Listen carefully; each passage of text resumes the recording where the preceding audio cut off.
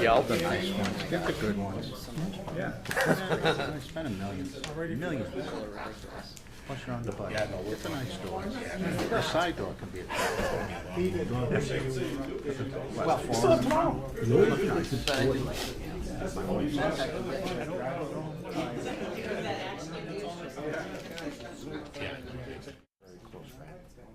Yo. Have fun out there.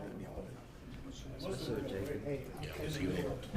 I wanted to build my wife a couple. She makes pizzas and stuff. I wanted to build her an outdoor oven. She wanted nothing to do with it. Oh yeah.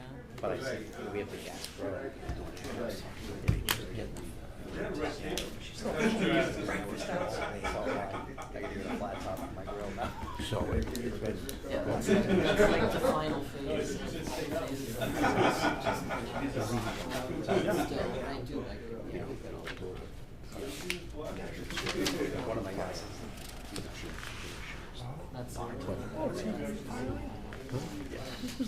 we've talked. I mean, not enough to Scott. Yeah.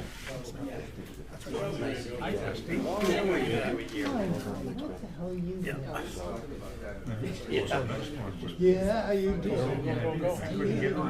Body emotion stays in motion. Keeps you young. Yeah, my wife was at work. She was I'm jealous. Right? Runs my family, of course, on the outside. I was by 30 years old. I was 50 black. Yeah, now I'm all this. At 59 years old. yeah. Okay.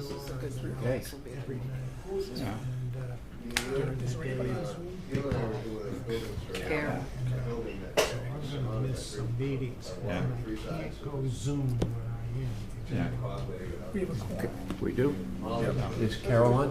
Carol's up there. Okay, great. I made it this time. Okay, can we call the meeting to order, please? It's 3:02. This is the Southside Fire Station Building Committee. Today is Tuesday, December 23rd, 2025. Please note that this meeting is being televised, streamed, or recorded by Bourne TV. If anyone in the audience is recording or videotaping, please acknowledge such at this time. Anybody recording? Okay. Use of flash photography during the Southside Fire Station meetings is prohibited.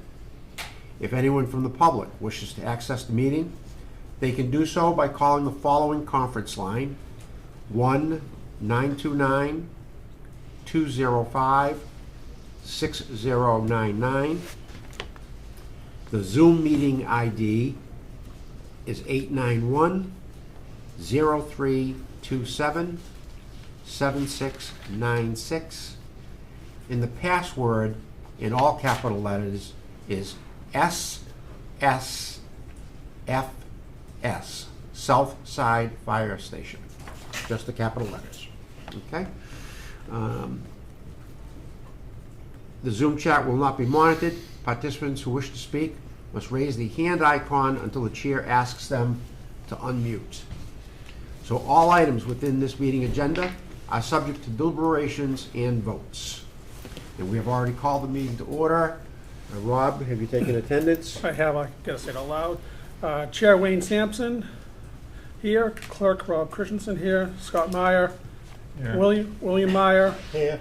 Gina Zarovitz, Here. Chief Alonzi, Peter Lindbergh, Here. and Carol Lynch by Zoom, and absent Kyle Lima. Great. So the first item is number 3, project manager update, Mr. Rick Pomeroy.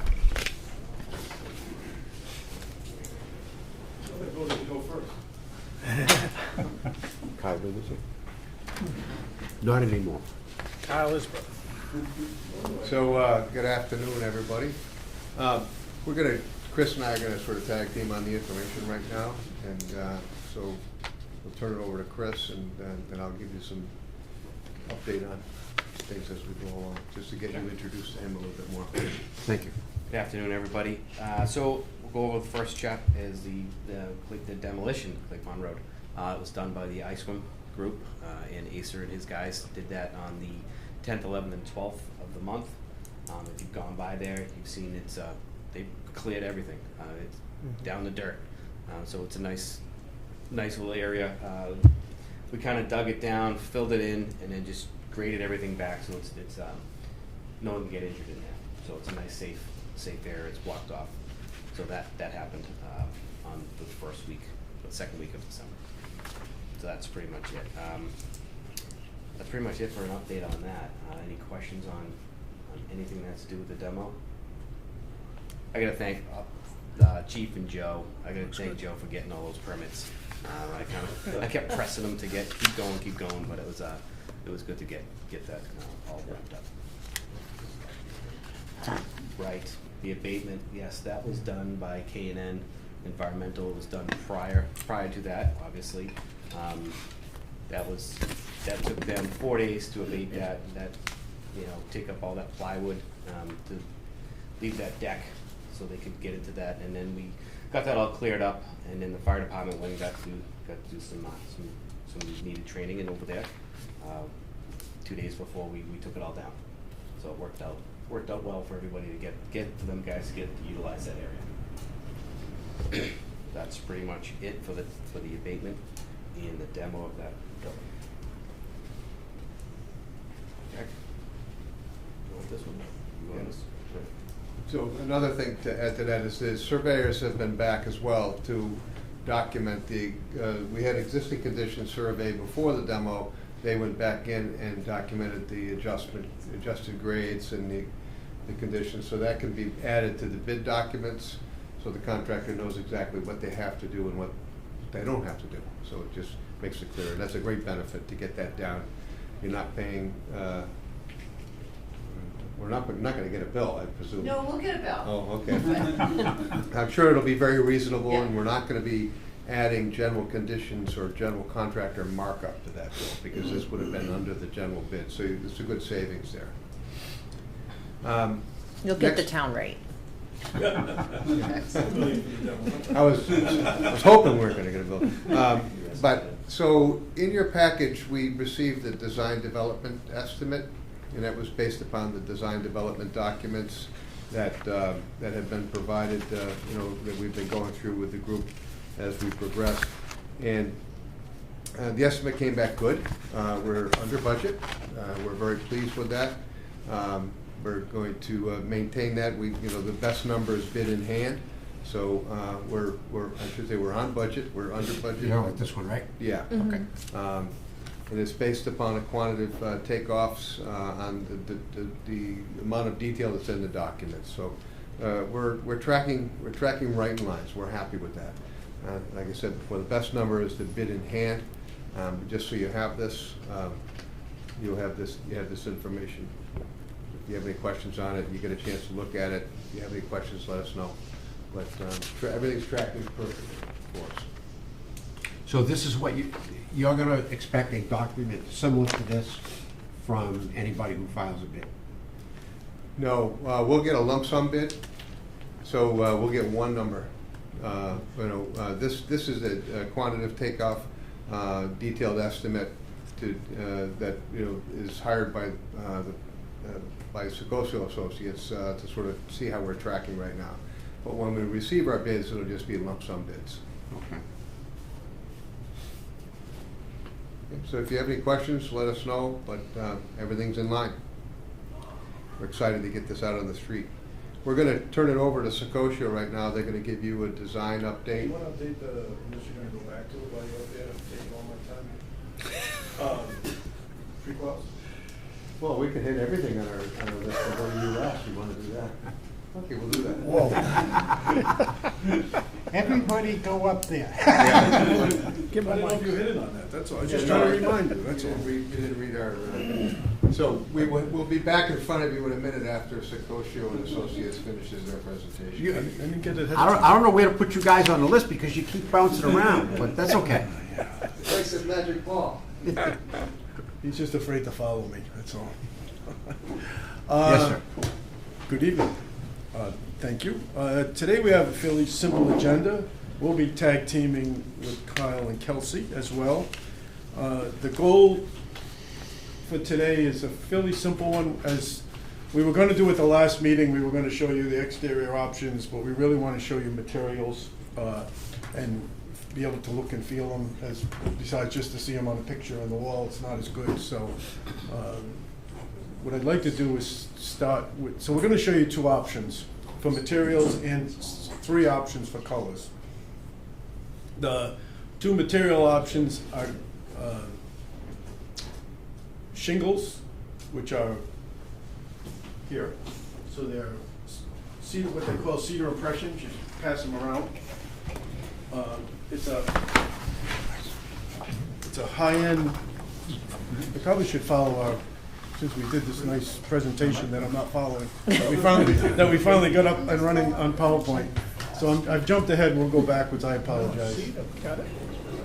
You're rich. So we've been using this product very successfully. It's really not a savings at the end of the day. The material is about, right now it's running about the same as real cedar shingles. Behind you are some examples of up top.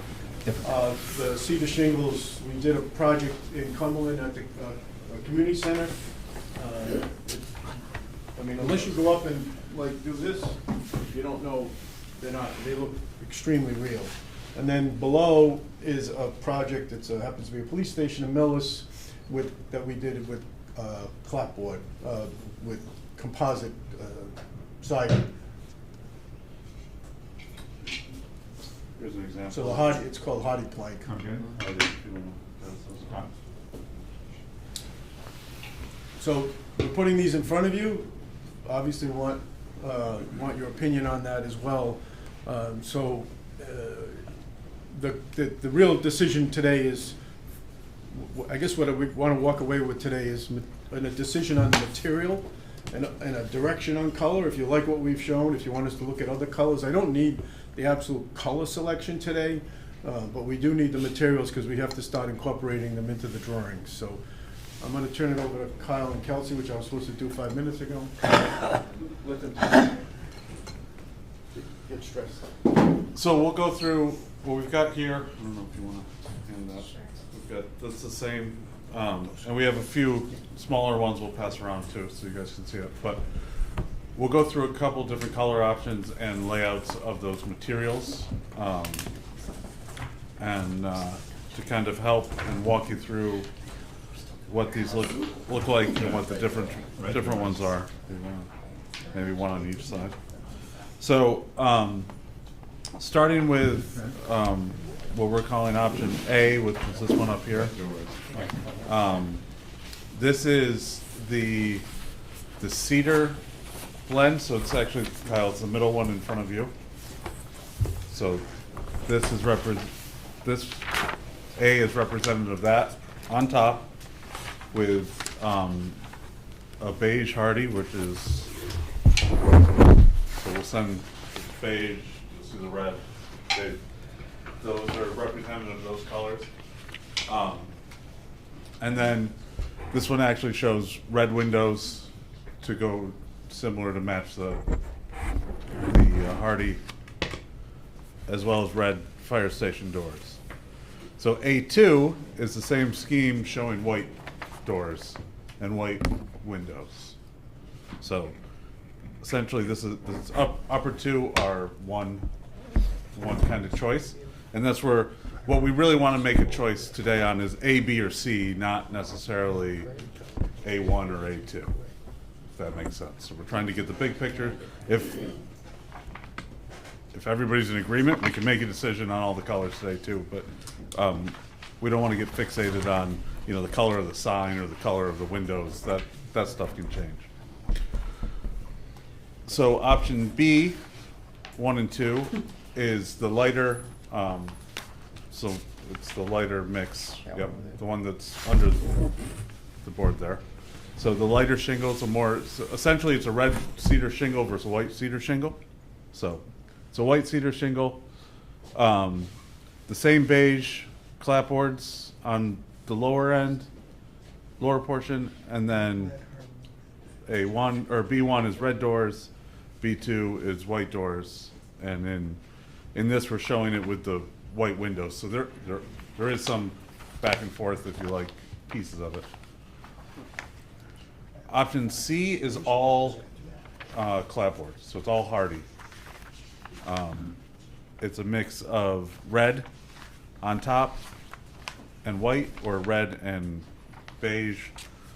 And then we're saying this is all white doors on the fire station. This is, the red just doesn't look right with the red coloring.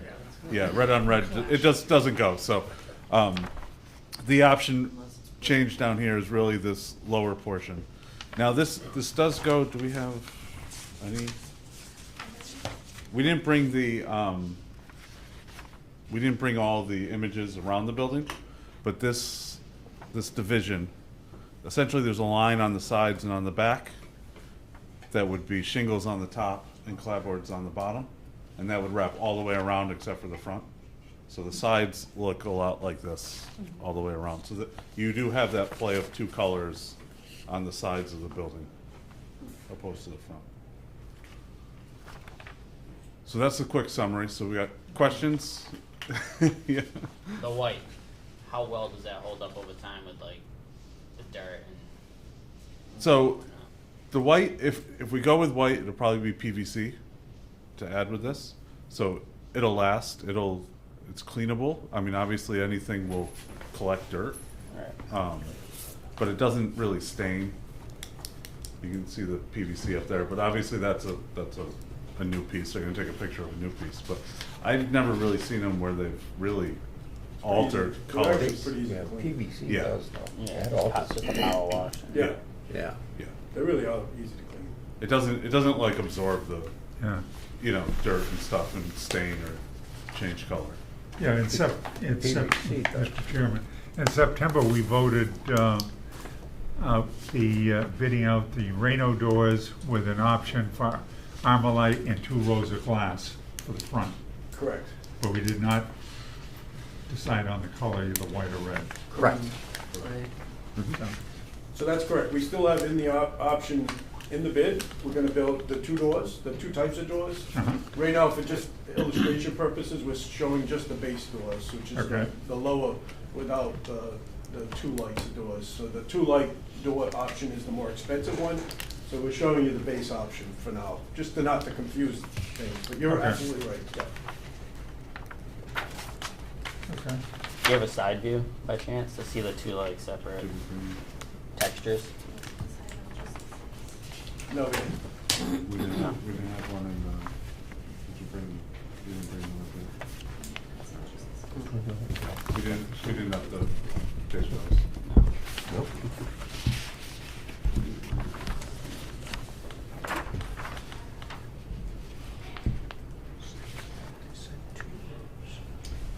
So this, so the way, if you do the shingles and the plank, it's separated like halfway. Yeah, so for all intents and purposes, this is what the side would look like. It would hold that band all the way around, so there would be a hard separation. And you would have shingles on the top and clapboards on the bottom, with that band in the middle, which is, roughly floor level. The material on the shingles, what are they made of? Vinyl. Those are vinyl shingles. They're installed per shingle, so it's not a sheet. Each one of those is an individual shingle. They're much more durable than your typical vinyl siding that's made to look like shingles. Well, I was concerned if you went with a natural wood one, I know what happens. They Right. weather and crack and, we'll be replacing it in years to come. And I was curious how long this lasts. Being a composite, I imagine it's a long time. Yeah. Yes. Honestly, I don't know what the warranty is on them for color fast, but they'll outlive all of us, and I'm not exaggerating. Those shingles, once they're up, I'm dead serious, they'll last, I mean, I hate to say 50 years, but they should be there for a long, long time. This is a quality, high-end quality looks product. Yeah.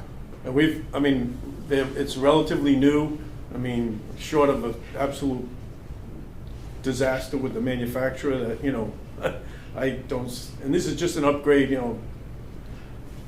15 years ago, if you said vinyl siding to me, I'd shoot you. And, now we use it all the time. It's so nice.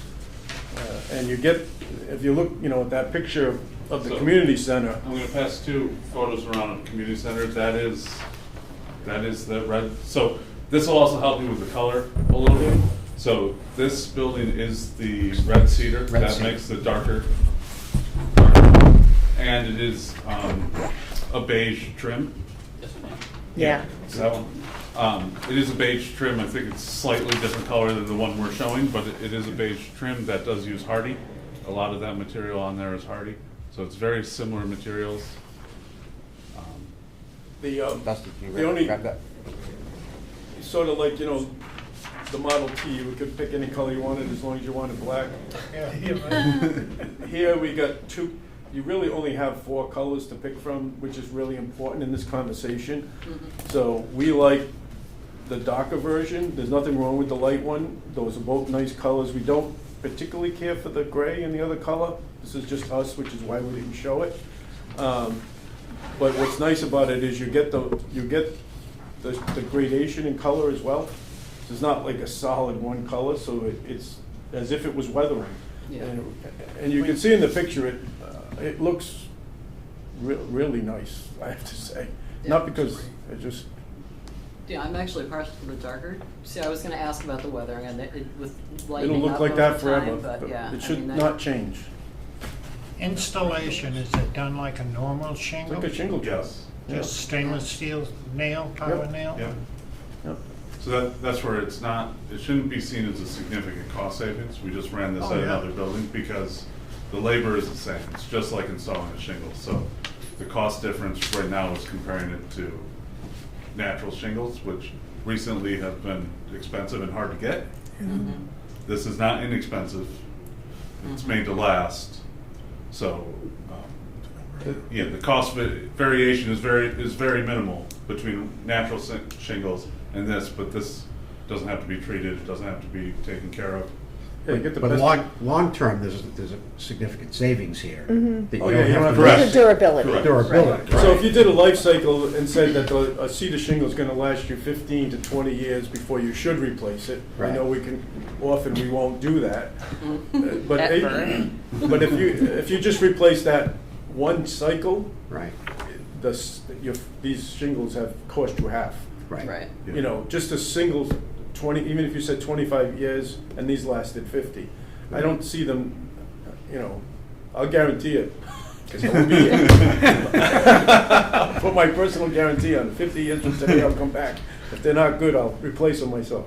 But it's it's the best of both worlds. As you said, we've got a job at the zoo in Rhode Island, and we really wanted that cedar shingle look. And adamant about it. It's the zoo, it's really important. The aesthetic was extremely important. We just switched over to these, and without hesitation. But that product didn't exist. We actually started designing that project in 2019. Got COVID delay. We're just building it now. So the product didn't exist then. And as Kyle said, the price really was actually slightly more than the wood shingle. Yeah, I mean, it really, It was $11,000 more on a building a similar Yeah. size. This doesn't fluctuate where the wood shingle will fluctuate, so that it kind of jumps right around, but they're basically the same cost. So it's not, it's a long-term maintenance decision, not a short-term cost.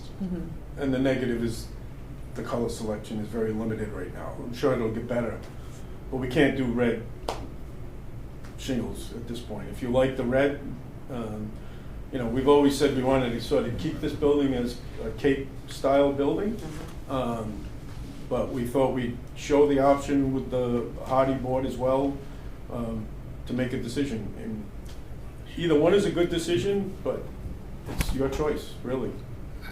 I'll just go around the table. I mean, I like the red cedar look, the dark one. Row A. Yeah. Yeah, Yep. stay on row A, period. Yeah. Anybody else? Well, You want to go light? I mean, I like the whole left side, but I guess it depends on, any one of those I'm okay with. Yeah. Okay, all right, well, we're getting somewhere. That's That's good. okay. That's good. good. That's good. I mean, honestly, So A1 will work. well, Top row and left side. Yeah, this is like Hollywood Squares here, but, right? and I could be the monkey in the middle. We like the red doors on this version. We obviously didn't show it red on red, but the contrast, these weren't in order, in any particular order. My personal preference is this one, which seems like you're all falling in the same place. It's a little darker. I don't particularly like the light color. So, and then it was something that Marlene brought to our attention, was the sort of blending of that trim, the color. You see it in that picture that we showed you, looks nice. And we do have them with white doors. We certainly can do red everywhere. That's a decision we want to have, if you like that subtlety as well. We also did the B with the cream trim instead of the white trim, and that becomes very monotone. If you put the cream hardy that's going around up against that shingle, it looks very similar. So it became very kind of one shade. So like those tweaks, we can still make those tweaks in any of these. So, you know, A1 we're showing red doors, red windows, kind of making that red continue through, but that doesn't have to continue through. It can be the red overhead doors and still have white or. Are we doing tan Anderson windows? Yeah, B. Anderson or Pella. And you can do Can color. they match the door exactly? It would probably be the other way around. Pella, it would probably be the door company matching. Would match their Yeah. red? Yeah. We would use the Anderson Typ- red? typ- yeah, typically the overhead door has more flexibility than Well, I'm not sure Anderson about or it's Pella. But, so then we're getting into a custom.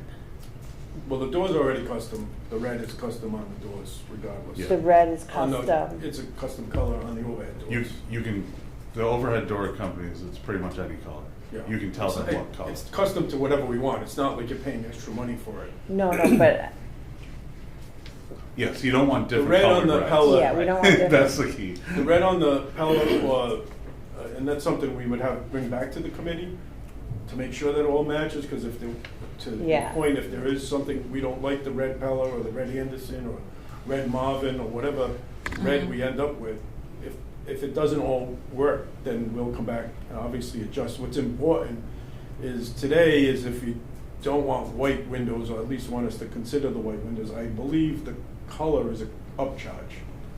Yeah. So I have That's to, Anderson, yeah. we have to include the, as if it's a color on the drawings. Which if it's okay, we'll do that. It's not a big upcharge, but if I say just standard white, that'll be a cost to upgrade. So if you like the red in general, assuming we make sure it all matches, and if A1 is where everybody likes, which we like, then we can say, we can proceed with A1 for the design, and then we'll obviously come back to the committee with all the real colors and the actual materials once the contract is selected. Because they'll submit, we'll know what window they're actually using, we'll know what door we're actually getting, whether it's the Raynor or the Coldplay or whatever it ends up being. And we'll have all that information, and we won't be guessing anymore. And then we can make a final decision, as this red is one shade off, it's good or not, or we want to go back to white or whatever. Excuse me. Peter? I was gonna make a motion for A1 on the color chart. I'll second. choice. Okay, motion by Peter, second by Jean. For colors and materials? Yeah. I have one question with that. We can't see the side, so we can't really see the aesthetics and like what that looks like yet. Is it possible, if we don't like that, to say either we want all shingle, Yeah. Yeah. but if we do this vote, is what I'm saying. That's Yeah, you can always reconsider it. We'll, now that we have a color, we'll circulate them, we'll give them to you for Christmas. We'll be, actually post-Christmas, because you're not in tomorrow, right? I am. I'll take the day off tomorrow. I gave everybody Saturday off. We'll circulate right away all the images with that color. And then if Okay. there is any strong objection, then let us know, because we are progressing those drawings, it's important to know. We were trying to keep it simple, we probably should have brought all the images, I apologize, so we'll circulate them by the beginning of next week to the committee, and, you know, if there's some strong objection, it's what we've been showing always, all along, you know, the two-tone always, so, but it's a fair question. Okay, any other discussion? We have a motion, and it is seconded. Rob? Yes. Chief? Yes. Jean? Yes. William Meyer? Yes. Scott? Yes. Deputy? Yes. Carol? Yes, and now you're talking about the red, using the red? Yes. Oh, yeah, we This should one, show sorry, her. No, sorry, no. Carol, we didn't keep up. Yeah, sorry. Yeah, So- I diffused to with the majority, so, but I'll say yes. I'll flip through so you can see them here while we're doing the rest of this. And I'm a yes also.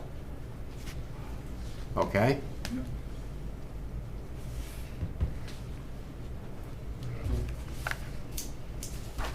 So those are the 6 options, Carol, in case you, Why don't you go back to the first one? that you- back to the if you first. have any strong opinions before we move on. But this was what everyone was voting on. Is this white trim or is that beige? No, It's that's beige. just, that's the screen. Oh. It shows up different on the TV screen. Yes, yes. That is a more accurate. So it's beige? Yeah, I mean, so honest, Oh, he's- the color scheme is very accurate to the community center pictures, which are the real photos. So obviously, if you look at this one, if you look at that one, if you look at the handout, they're all a little bit different because of the printer. Which is why we didn't, which is why we wanted to do this in person. 'cause Yeah. Yeah, everybody's screen's different, everything's. and matching the multicolor shingle look is not that easy on the computer. So the color scheme really, truly, the pictures of the community center going around, that is kind of the tones that we're looking at in real life. And I think that this will fit into the neighborhood much better also, with the shingles. I suffice to say it would be an upgrade to the neighborhood. Yeah, no, they'll like it. Not to take your town down, but Right. there wasn't Okay. much in that area. What do you have next for us? Realistic, the metal shingle Metal roof roof. color, it's metal roof, there are 2 colors. So we've got slate gray and dove gray here. We didn't go with the darker one. I mean, these are the ones there are a few ones. The slate gray is pretty much what's shown in all these renderings. There are other options. Slate gray? These are the ones that seem to make being most appropriate. Which one's the dark one? The slate gray is a little bit darker. They're coming around, but the renderings are done in slate gray. And we don't need a vote or anything on that, because that metal roof is a colored They roof. put these wheels. There's probably 50 colors in here. So, I mean, most of them you don't want anything to do with, but. You said this is the slate. The photos are the slate, correct? And then these are, yeah. Yeah, those, so all the renderings depict the slate. So the darker one of those 2 colors, so. The darker of the 2 samples you Yeah. sent around? Yep. Just looks light in Yeah, I mean, doesn't look as light as the light one. I think, like, again, that's where it's hard to, like, we wanted to bring the materials, because You're getting to sound like my wife when she makes the choice. the renderings and the printers, depending on what image you look at, it depends on what it looks like. So do you want us to take a vote on this? If you like the slate gray, you can vote on that if you want. I would say that we'll say it's slate gray. I don't want to presuppose, but we really do want to come back with once we get the actual manufacturer, because they could substitute the roof. It could be a different manufacturer. So when we have the actual colors, then I would say we would come back, because the price, right now I don't care, because we know it's a metal roof. We know it's in that range. It doesn't affect price. That's all I'm concerned about. Yeah. So we may, I don't even know what brand that is, but we may get a different brand metal that the dove gray isn't what we want. So if that's generally the color you're okay with, then we'll go forward. And then once we get all the colors, we'll come back with a similar presentation, but it'll be, this is actual before we obviously build it, and then you'll have a choice to sign off on the final colors. Okay. So, because if you approve that, the shingles, there's really no substitution on the shingles, so they gotta give us that. Right now, it's basically a proprietary product. Yeah. And then everything else falls into place, so that's the real important piece that we had to get a Okay. decision on. So I would hold off on that, and it's, Next item? you wanna zoom through, but basically we keep progressing the drawings, the site, we may just continue to progress on the site. The retaining wall is probably the biggest change, not change, but development. The red, maybe if you want to, Kelsey, you just want to show them the retaining wall. Yep. So we've got the retaining wall and entry sidewalks here because there were some small tweaks in this area.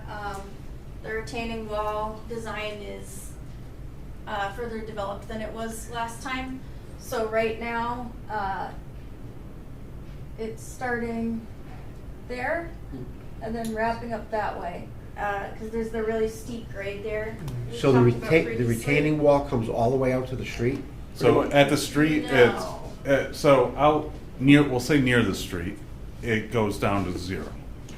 Okay. So It has you'll to see start that, there. yeah, maybe the first or second spot in, you'll start to see it. But again, you're inches up there. When it gets back to roughly where this box is, there's actually a little bend in it on the property line. Right in here, it's somewhere around 12 feet tall. And then it actually goes down again and gets lower as you go back. So you're gonna have to put a fence on top of that? Correct. Correct. Yes.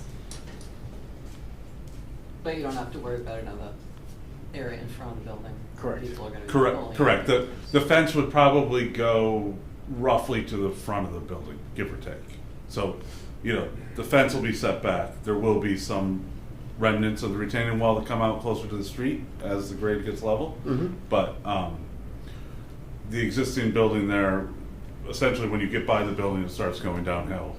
And that's where we see the biggest drop. And then our site actually dips down farther in the back, so they end up coming closer again in the back.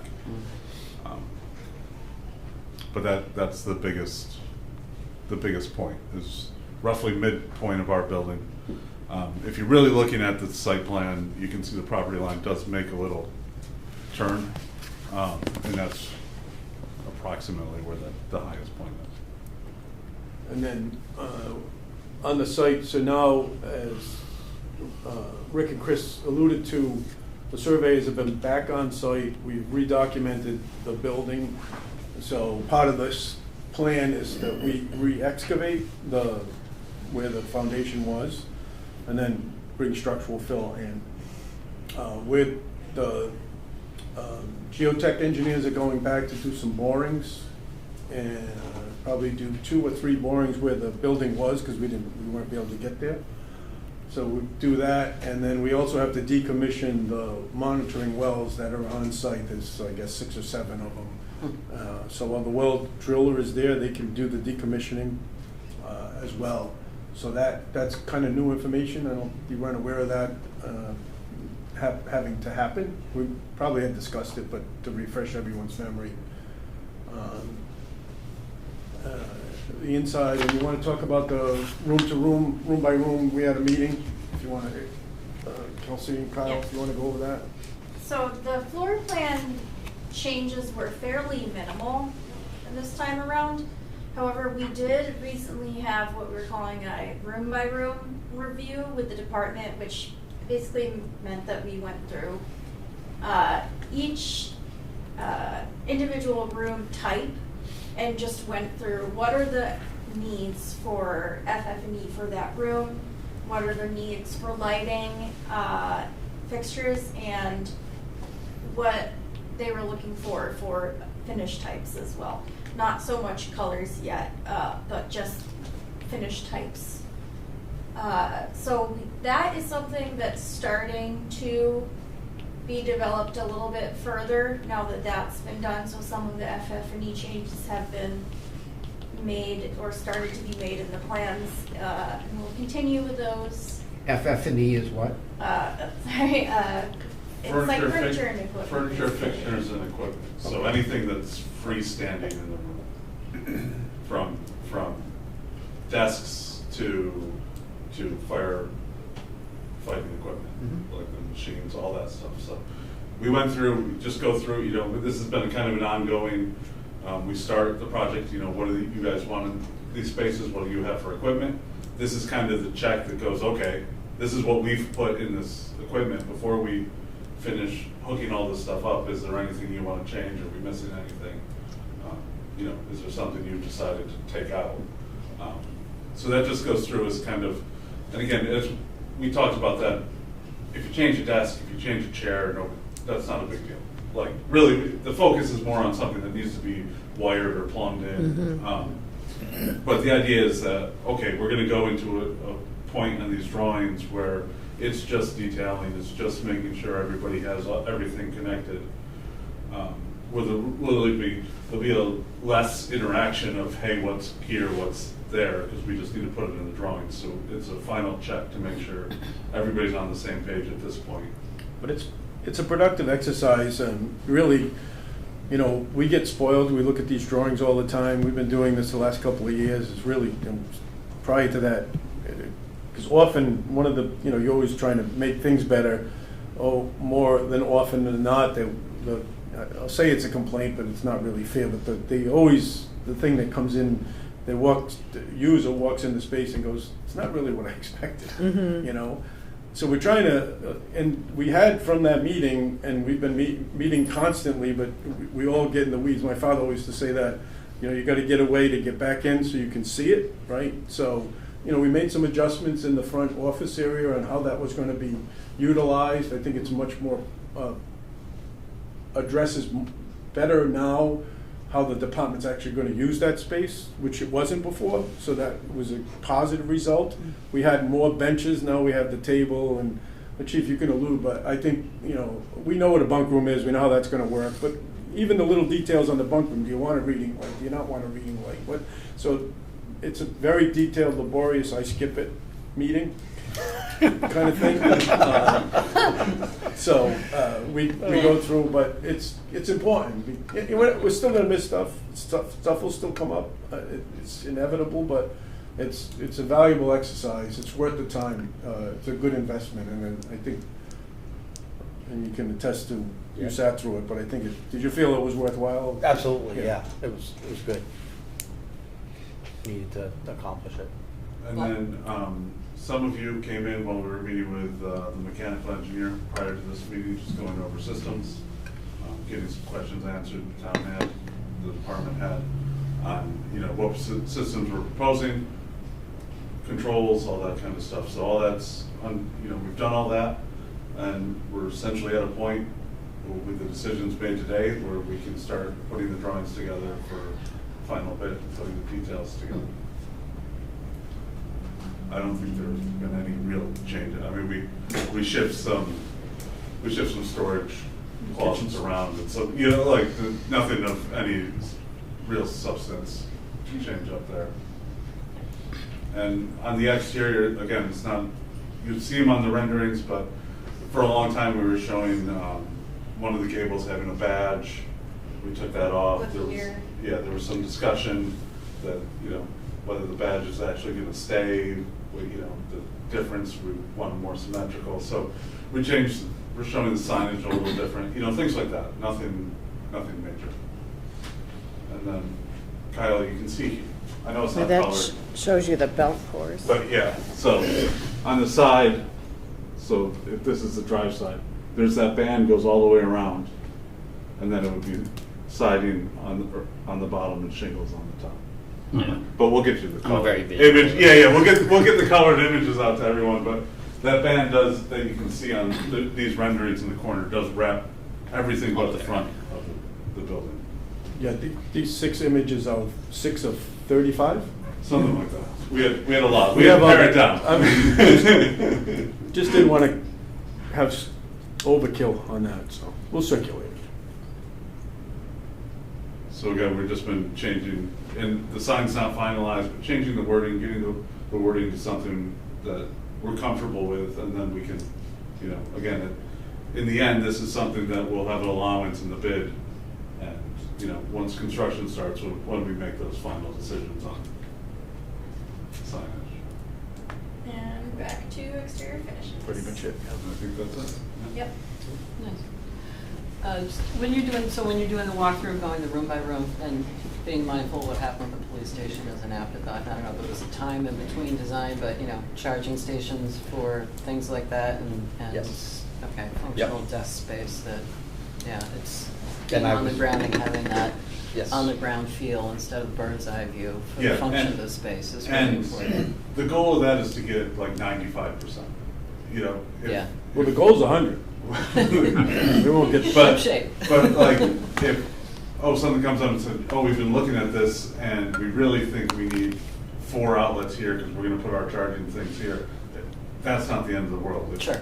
If we had no idea there was gonna be charging anywhere, that becomes. Or switching out bigger. USB outlets for regular outlets. Yeah, versus, I mean, yeah, sure. so the goal is, to be perfect, it'd make everything go smooth if that was it, and everything we talked about was it, but, things can still adjust, we're just trying to keep that to as small as possible, so that we can actually do this. The engineers like to do things once, especially the electrical engineers, because we tell them where to put everything, and they have to wire it, and then if we move everything on, well, they get, you know, it just keeps delaying the process, so. Good. But, you know, an outlet here, an outlet there, that kind of thing will still change as we develop, so. Great. Thank you.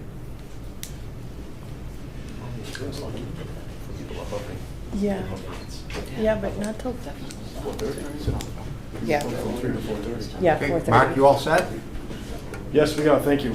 Are we able to get a copy of the changes for the, like that front room there? Yes, Yeah, we'll yeah, get- the full presentation, Marlene has it, and it'll be up on the site. If that's how you've been accessing it, if you prefer it a different way, we can. No, that's fine. It'll be up tomorrow. All right, that works. I'm working too. So am I.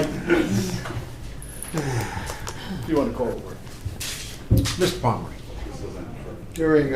During design school, they had mentioned, they sort of drilled into us back then that one of the most important things to do during a presentation was try to send your message subliminally, however you say that.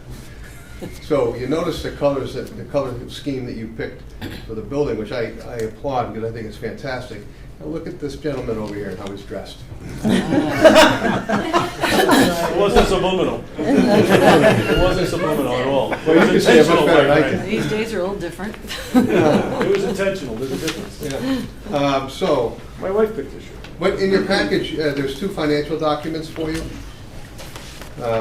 And the first one is the budget update, which is just a one sheet in this direction.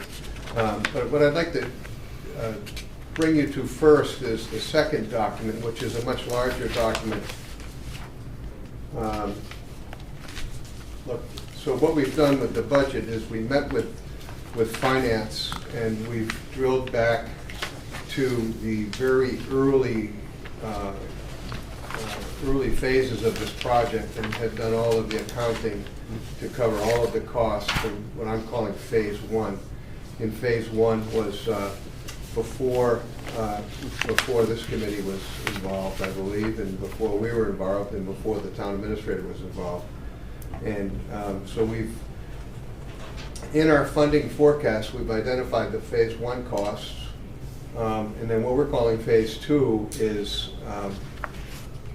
when this committee came on board and when we all came on board to start with the project, to restart the project. So the reason for that is just so you know exactly where all of your accounting Do is. for you know the what project. document number it is? Pardon me? Do you know what document number it is from the ones 4? Funding forecast would be document 4, yeah?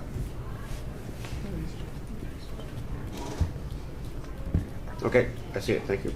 Okay, so I think we're pretty much there. I'm going to do another cross-check with finance, but I feel we're pretty darn close to the previous costs and the actual costs, and we've coded those. I know this is a lot of information on a little sheet, but what we're going to do going forward is we have all of our costs tallied from the beginning of time to the end of this month, and then we forecast it out for the next 12 months anyways, and then we'll continue that out till the completion of the project.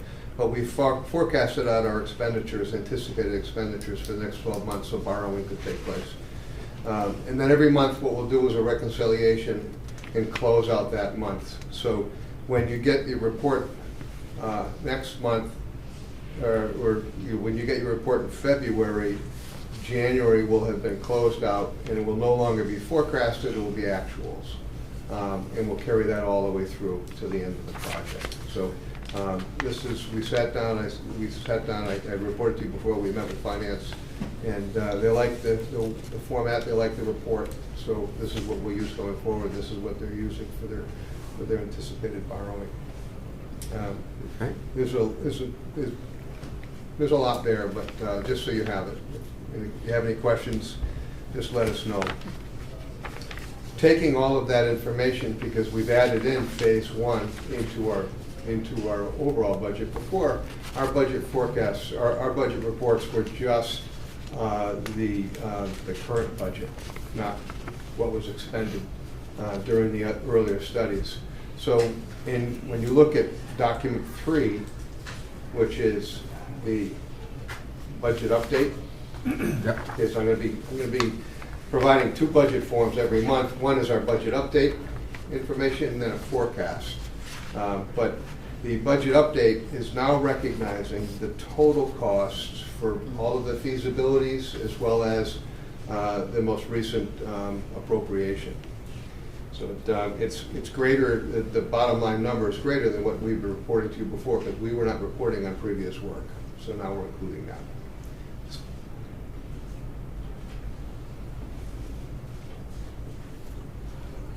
So, does this include the cost of the land? Yes. That is your kind of, that's all the money the town has expended since the beginning on attempting to find a location and all the previous studies. So all the work that the previous committee did with Keenan and Kenny and the previous OPM, we're accounting for all of the false starts along with this project.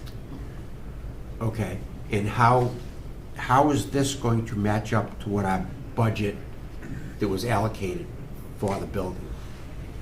I mean, you have to, it's not going to match. Okay. Because the town appropriated previous articles. So it's not going to match the 18.8 million. Mhm. It's going to match all of the appropriations over time.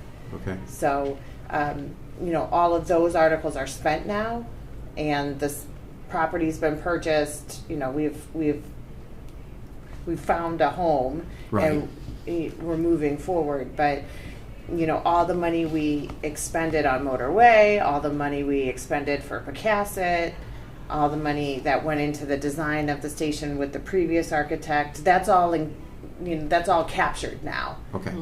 But going forward, we're only going to have the actual costs for this building. No, you're going to have that. We're still going to carry these numbers. Mm-hmm. Yep. So the town will always be able to see what this has really cost from the very beginning. Okay. How are we going to know that we're staying within the current budget for this building? Well, that's what the forecast is for. So the forecast is outlining your cash flow going forward. Yeah. So it's when Rick is talking about moving a month from a forecast to an actual, that's where you're going to see that you're on track. So we should be looking at the forecast. You should be looking at both. Right. Yeah. Yeah. I mean, there's the total cost of getting a fire station, which is that sheet, and then there's and then there's making sure that we're staying on track, which is the forecast. Okay. Can can we get what the number is what the town has spent to date at all the other locations, so that we can kind of know what that number is? I can't give it to you by location. I can give you the articles, I can give you the sources. Yeah. I don't know how much you spent before I got here, and we don't have a Yeah. clear break on Motorway versus Pecasset. But that number is included over here. The sources are on there, yeah. No, I didn't put the sources on, but all of your expenditures are here. Okay. Okay. But, All right. I mean, we can tell you what those previous appropriations were, if that's what you're looking for. Yeah, what I'm looking for, and somebody else help me out here if you understand it better than I do. I'm trying to get what the number is on anything previous, kind of so I can subtract it from this and know that where we stand with the current budget that we're working on for this building project. So if you go to the bigger document, This one. and yeah, the previous funds were expended in phase one, which is the third column to the right. Okay. And then we had several feasibility studies that were conducted in phase two. We had feasibility one and feasibility two when we found Clay Pond. So between column one and column two are all of your expenditures to date. Okay. Including the acquisition of buying the land. Yeah. So, I mean, some of that, like the land article, it's spent, it's purchased, so. Right. We don't need to track that. The purchase price was the purchase price, but we Correct. need to keep it in the total amount. Okay. If you look at the column, it's titled 12/31/25. Yes. It's the fifth column in. Yes. That's, it's going to be 12, that's the sixth column in. The first one is not yellow. That's the balance to fund. That's the balance of the building fund. Balance to fund Okay. on the project. Which is how much? I don't know if Magnifying glass? What? yeah, it's so small I can't, unless you can pull it up. Yeah, let me get my electronic. The first white 18? column, Yeah. 18.482, 331. So $18,482,331. So that's what we have left to use. Okay. All right, so that's the column I'm going to be looking for. Yeah. Yeah, That's the column I'm going to be looking for. okay, okay. The way I look at it too, and I hear exactly what you're saying, and we're looking at this every single day, Right. because we reconcile this every month. What I look for is on this front sheet, on the first sheet, which is only the few columns, our total budget, including, which totals all of the appropriations, is $20,663,152. But that's past Yeah, for the land. that's the total. That's So total. that's the old feasibility those are the two old feasibility key articles, that's the land purchase article, but that's the total spending that the town has allocated. Trying to get a. Trying to pump get, station. trying to get to the So- finish line. So it's No, what- that 18,400,000 whatever is what I think we're interested in, because as we progress, and if we get hit with an overage, prices go up or something during the contract, we got something we can deduct and see how far off we are. I want to make sure that we don't confuse the public Yeah. in thinking, I don't want them thinking that out of the gate, we're 4 million over Yeah, budget. No, I hear what you're saying. That's all. I 100% hear what you're saying. Okay. And the intent was, this is why we had to throw everything up in the air Yeah. and then resort it so that we could figure this out as to where all the expenditures were. And if you look at it from my way of looking at it is I have a zero-based budget. Right. So my starting budget is $20,663,000 because that includes all the that's all the appropriations. Yeah. And as long as I balance my budget at the end of each month to that same number, then I'm on budget. Okay? But I can, one of the things we talked about was maybe showing the sources down below so that you can see how it all checks out. The number, but we didn't want to get things too. Yeah, I think that would be complicated because Right. all the sources are gone now except for the debt exclusion. So those are all spent. As long as I know that I can go to column 6. Yeah. Okay, and look at that number, Yeah. and I can talk that number when the public is listening. Yeah. Then the public knows that we are looking at the amount appropriated for this construction.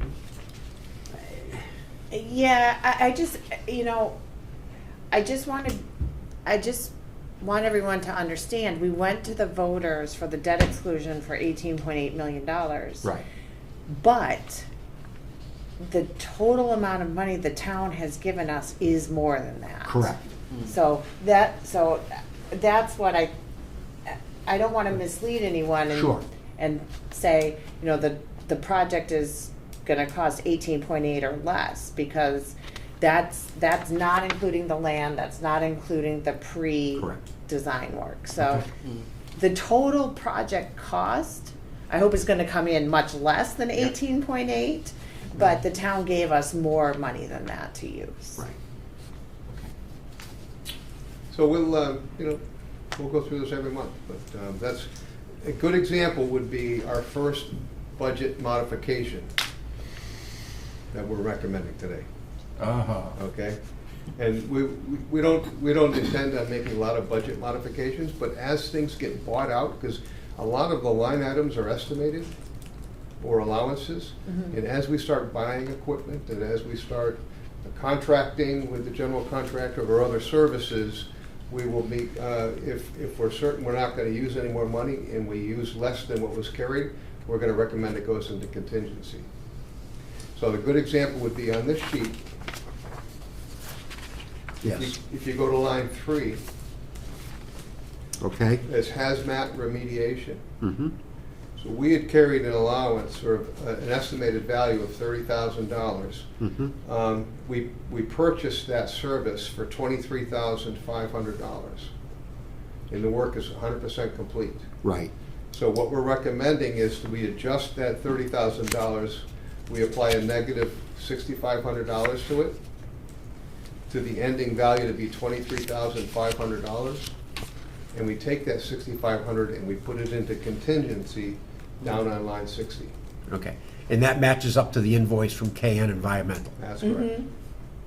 Okay. So this is a working budget. Every single month, we're going to talk about any adjustments we need to make or want to make, depending upon how things get closed out.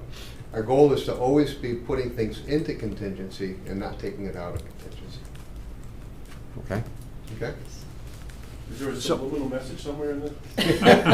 Yeah, we want to give the voters their money back. Yeah. Yeah. Our goal is to be under budget. Yes. So, Yeah. do we need to take a vote to move the money from one account to another, one line item to another? I would recommend, if I may answer that question, I would recommend that you accept budget update report number 3 dated December 23rd, 2025.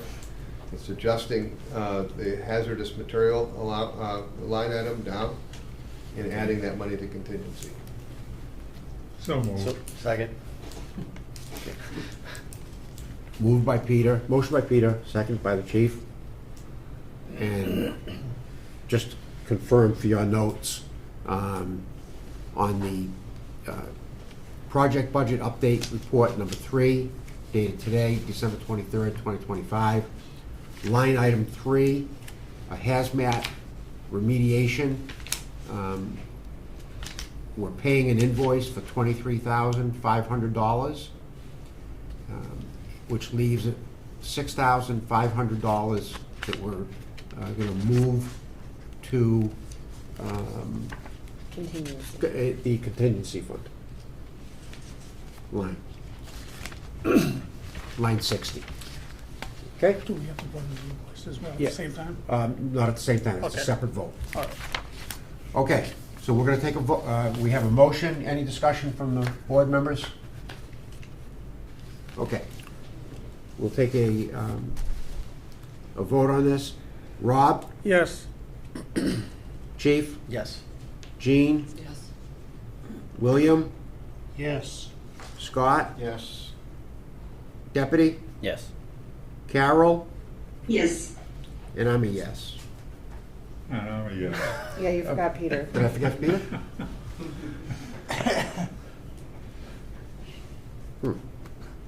Peter?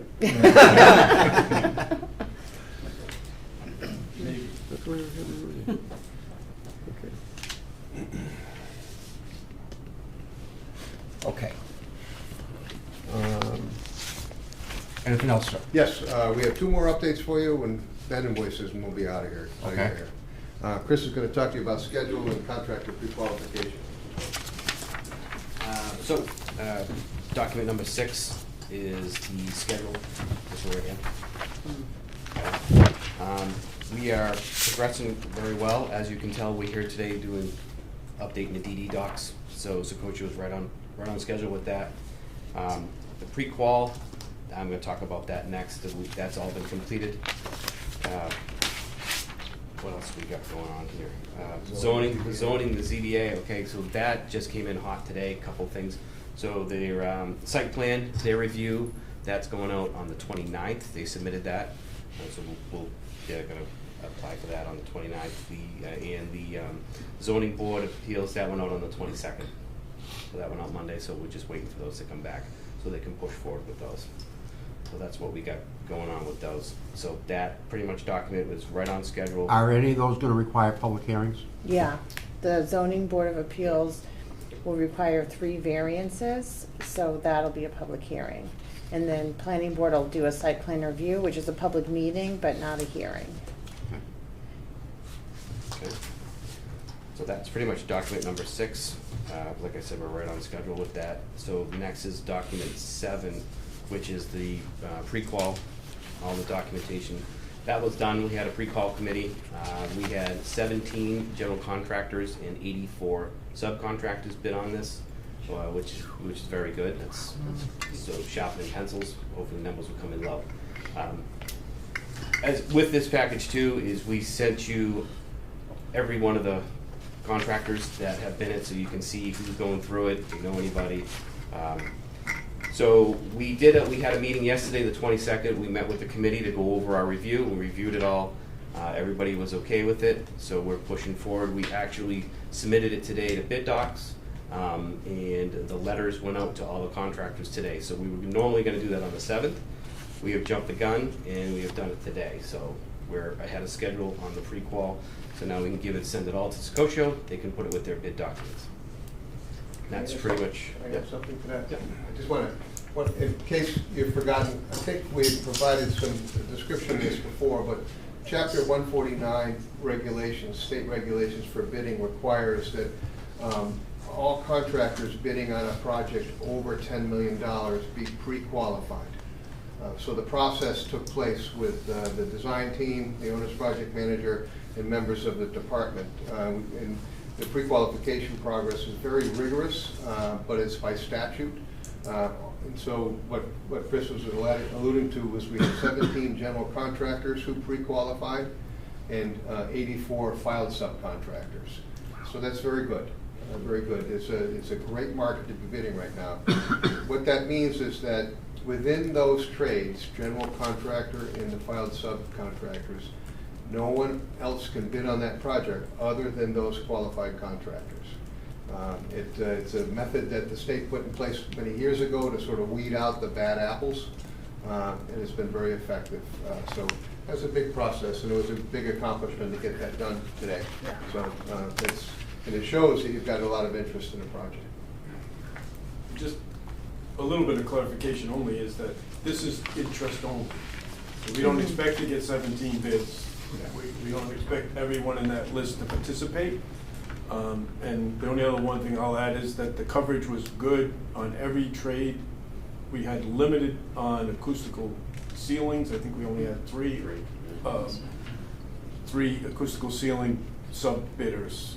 So it's a little light there, but otherwise across the board, we're really, really good. But we would anticipate still getting 5 or 6 bids, which is great. You know, COVID area, we were getting 2, 1 sometimes. So we're in a good place. And then the only other thing unrelated to that conversation, so in case anybody asks, the 3 variances that we're going for on zoning is a side setback on the right side. As you're looking at the right side, it's always been, that's never changed. And lot coverage was number 2. That's always something we've talked about. Number 3 was a little bit of a surprise. The way that you measure building heights is unique to coastal communities more than we see it than anywhere else. It's based on existing grade versus new grade and heights. It's measured based on 12 feet away from the building, based on the existing, or maybe not, a distance away from the building, I think it was 12, and then that grade to the height of the building. So we're ending up getting a 2.3 foot exemption on the height. Where we were always saying we were on in height, I misrepresented that because I didn't realize it was actually based on existing grade. And that's common, we see it in coastal communities because otherwise people would build up, 60 feet of earth and then build their building on top of it, right? Right. So it's not an unusual, it's just to let you know, in case somebody, as a committee member, somebody comes up to you, so you at least say, we understand, we know what they are.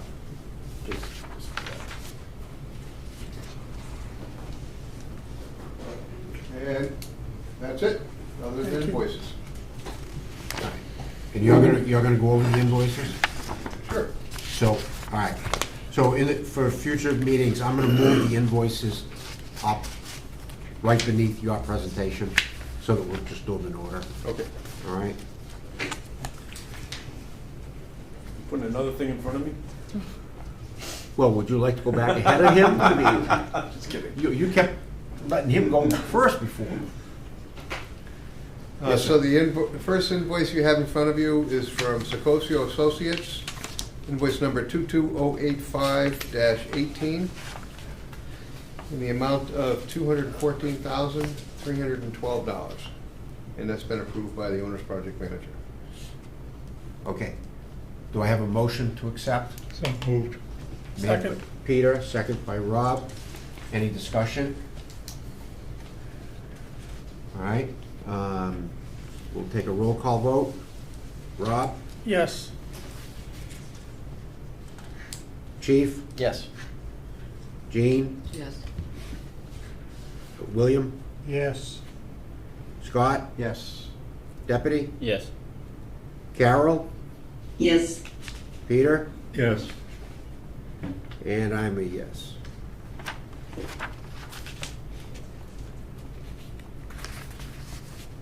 Okay. Okay. Next one? Next invoice you have in front of you is from Axiom Partners. It's invoice number 21824. The amount is $6,115. And Axiom was the company that did the abatement oversight and monitoring. It's a regulated service that's required for any abatement projects. They acted on behalf of the town. Okay, this is invoice number 21824 from Axiom for $6,115. Do I have a motion? So moved. Moved by the chief, Second. seconded by Peter. Any discussion? The members? No? Take a vote. Rob? Yes.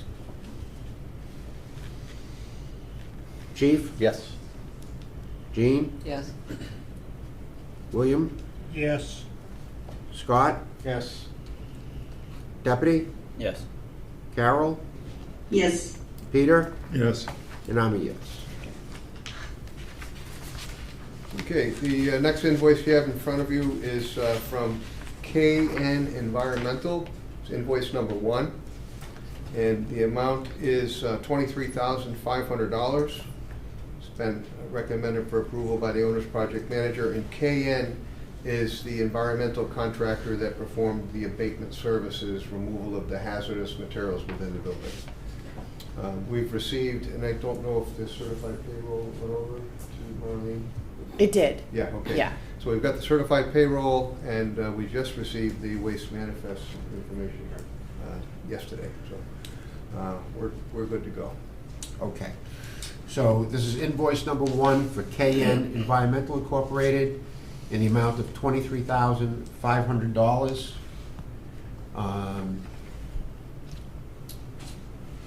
Do I have a motion? So moved. Second. Motion by Rob, second by Peter. The only thing is, it's not signed by you, sir. Christopher George. Who's that? Chris is our owner's, he works. Okay. Yeah. Yeah, no, that's good. Oh, that's good. Checking. Okay. That's good. You'll get to know. Okay. I don't want you, yeah, no. Okay. Rob? Yes. Chief? Yes. Gene? Yes. William? Yes. I can't call you Dusty because they're doing the minutes. Oh. That's why. Scott? Yes. Deputy? Yes. It's Deputy Leamer. Well, because they do the minutes from the recording. Carol? Yes. Peter? Yes. And I'm a yes. Okay. And the last one? But certainly not least is from Pomeroy Associates. Invoice 22.107.0-16. In the amount of $13,000. $404.50. Okay. And this one is not signed? No, they don't sign their own. They don't sign their own, and you don't sign it? No, once the committee votes, then I'll sign it. Okay. All right, any discussion? I'm getting technical here. But Rick has earned it. Okay. So moved. Moved by Peter, seconded by Chief. Any discussion? Okay, we'll take a roll call vote. Rob? Yes. Chief? Yes. Gene? Yes. William? Yes. Scott? Yes. Deputy? Yes. Carol? Yes. Peter? Yes. And I'm a yes. Okay.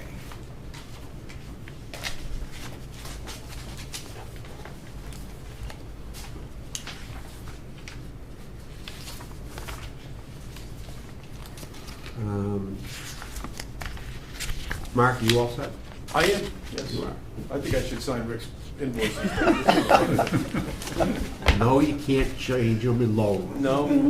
Okay. Town administration report. The only thing I have to add is just to let the committee know that Erica and I had our ratings call with Standard & Poor's yesterday.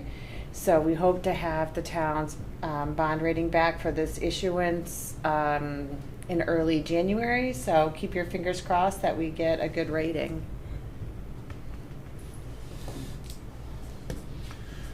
Okay. Chief, any updates? I think everything's pretty much been covered. Okay. We did the invoices. Any concerns of the committee? Good to go. Okay, the approval of the minutes, let's see. Do I have an approval of the minutes from Tuesday, November 25th, 2025? Move to approve the minutes. Move to approve by Gene, seconded by Deputy. And we'll take any discussion? Okay, take a roll call vote. Rob? Yes. Chief? Yes. Gene? Yes. William? Yes. Scott? Yes. Deputy? Yes. Carol? Yes. Peter? Yes. And I'm a yes.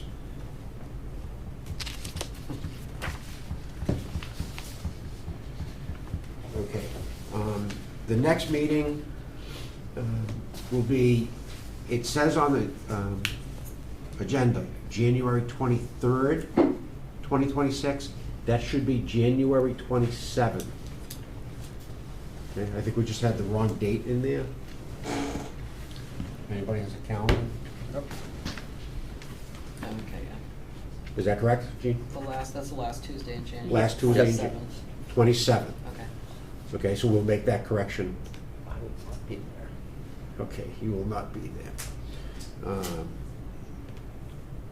Okay, so if you can just change that, and we'll change it on future agendas as well. If there is nothing else to come before the committee, I'll take a motion to adjourn. So moved. Second. Moved by Chief and seconded by Peter. No discussion. Rob? Yes. Chief? Yes. Gene? Yes. William? Yes. Scott? Yes. Deputy? Yes. Carol? Yes. Peter? Yes. And I'm a yes. Thank you very much and have a good holiday, everybody. Yes, Yep. everyone. Thank you.